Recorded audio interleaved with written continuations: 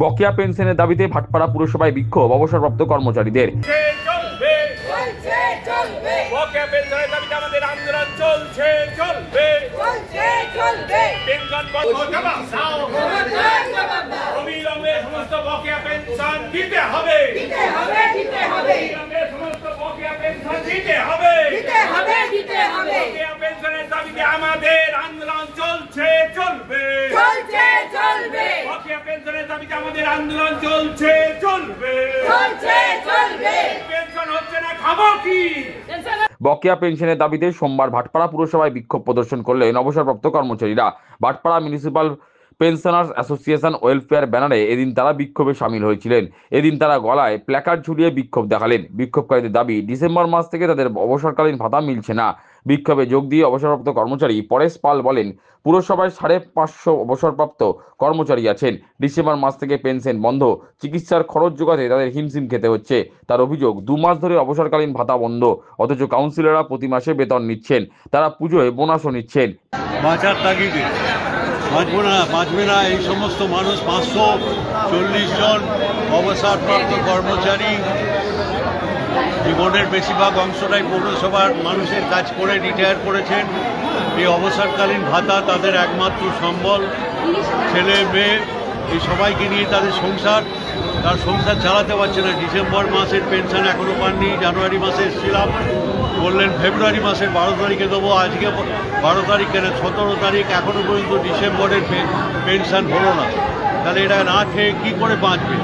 একটা অভুক্ত অবস্থায়। অথচ কত প্রকল্প চলছে, দান ধ্যান চলছে, কন্যাশ্রী, অমুকশ্রী তমুকশ্রী প্রকল্প চলছে। মানুষের ন্যায্য অধিকার সেটা যদি না পায় তাহলে মানুষেরা কী করে বেঁচে থাকবে?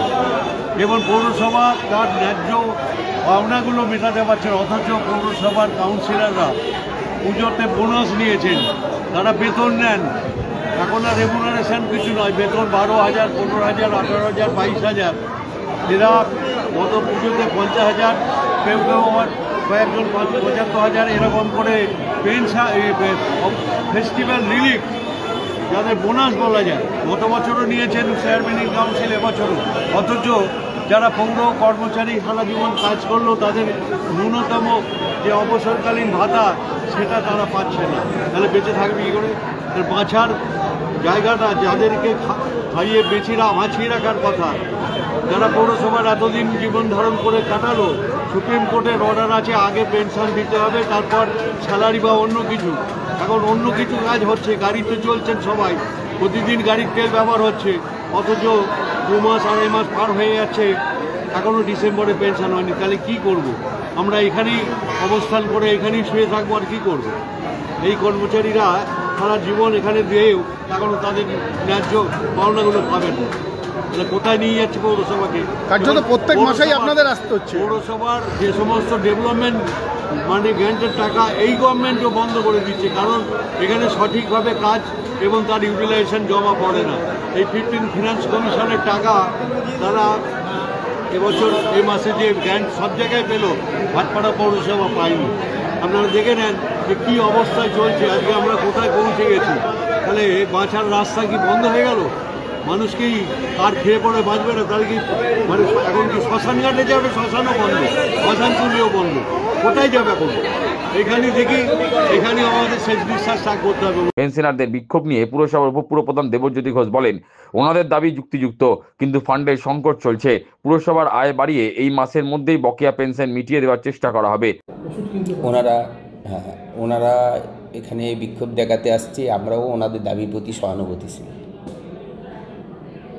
এবং যথেষ্ট যুক্তিযুক্ত ওনাদের দাবিটা, কিন্তু আমাদেরও খুব ফান্ড ক্রাইসিস আছে। আমরা আগে ওনাদের বলেছিলাম, এটা সত্যি যে 12 ফেব্রুয়ারির মধ্যে অ্যারেঞ্জ করতে পারবো, কিন্তু পারিনি। যাই হোক, আর 1 সপ্তাহের মধ্যে, মানে এই মাসের মধ্যেই হয়ে যাবে।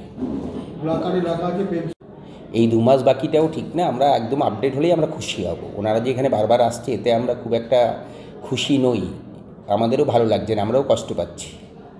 আমরা আপ্রাণ চেষ্টা করছি ফান্ড কালেক্ট করে, আমরা ফান্ড অ্যাডজাস্ট করে আমরা যেভাবে যত তাড়াতাড়ি পারি আমরা পেনশনটা দিয়ে দেওয়ার চেষ্টা করছি। যদিও বিক্ষোভকারীদের হুঁশিয়ারি, অবিলম্বে পেনশন না মিললে ফের তারা পুরসভায় ধর্নায় বসবেন।